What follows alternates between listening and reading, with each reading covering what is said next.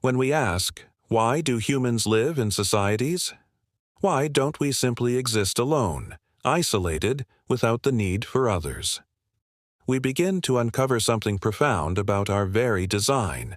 Humans are not just biological beings. We are social beings.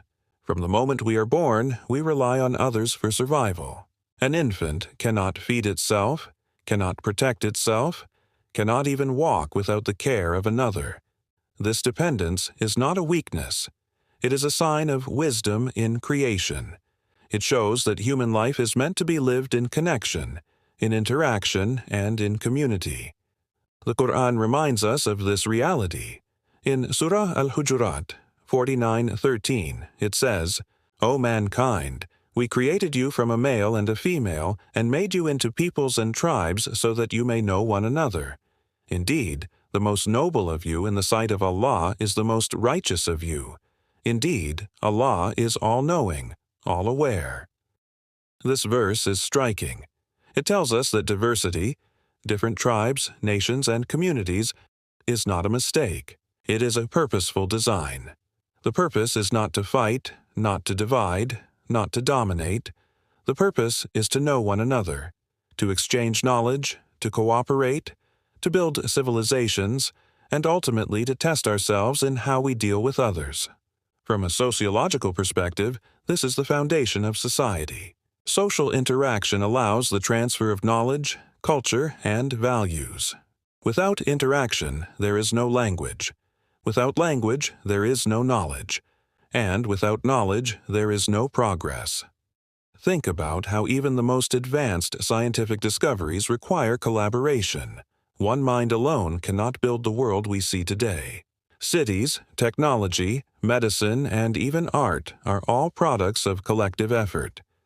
A single human may plant a seed, but it takes generations of farmers, scientists, and communities to feed a civilization.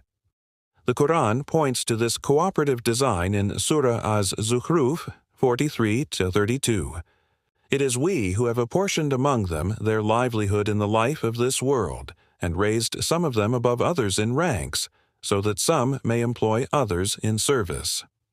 But the mercy of your Lord is better than what they accumulate. Here we see that differences in abilities, talents, and opportunities are not random.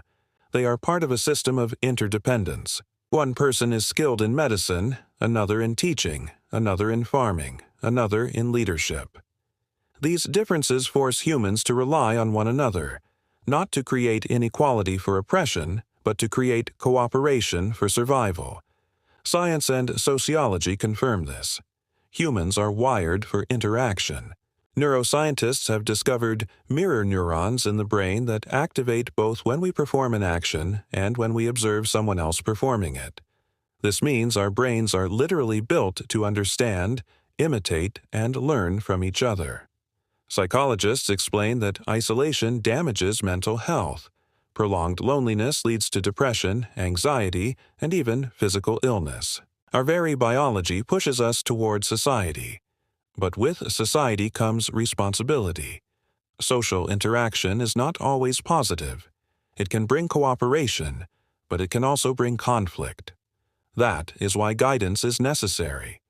The Quran gives us principles for healthy social interaction. In Surah An-Nisa 4-36, it says, "Worship Allah and associate nothing with Him, and be good to parents, relatives, orphans, the needy, the near neighbor, the distant neighbor, the companion at your side, the traveler, and those whom your right hands possess. Indeed, Allah does not like those who are arrogant and boastful." This verse expands the circle of responsibility. It begins with worship, but immediately ties worship to social ethics. Being good to family, helping the poor, treating neighbors kindly, this is the structure of a healthy society. From a sociological point of view, this is powerful. It suggests that a society built only on contracts, laws, or material gain is incomplete.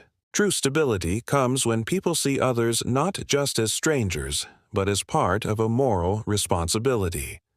Let us take an example from history. Every major civilization, from Mesopotamia to Egypt, from Greece to China, advanced not because of isolated individuals, but because of networks of people sharing skills and ideas. Yet, civilizations also collapsed when arrogance, oppression, and corruption spread within them. The Quran highlights this pattern repeatedly, reminding us that the health of society depends not only on knowledge, but on justice. In Surah Al-A'raf 70-85, the people of Midian were told, "O my people, worship Allah. You have no God other than Him. There has come to you clear evidence from your Lord. So give full measure and weight, and do not deprive people of their due, and do not cause corruption upon the earth after it has been set in order. That will be better for you, if you are believers." Here we see the connection between worship, social justice, and the health of society. Fair trade, honesty, and avoiding corruption are not just moral acts. They are the pillars of social survival. So why do humans form societies? The answer is layered. Because we need each other for survival. Because our brains and biology are designed for connection.